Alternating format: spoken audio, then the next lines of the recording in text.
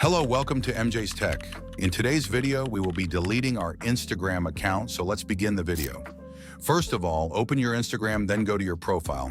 And then you have to click on upper right side 3 dot, then click on Account Center, then click on Personal Details after that account ownership and control. And select your account. After selecting, you will see two options, whether you want to delete or deactivate your account. In my case, I wanted to delete, so I'll select delete. After that, Instagram will ask me reason for deleting the account. You can select reason you want. I'll simply select something else.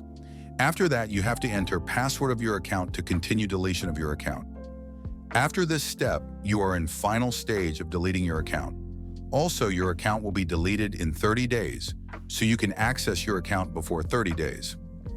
After 30 days, it'll be deleted permanently. Thanks for watching. For more tutorial and tech videos, subscribe to our channel and press the bell icon for more updates.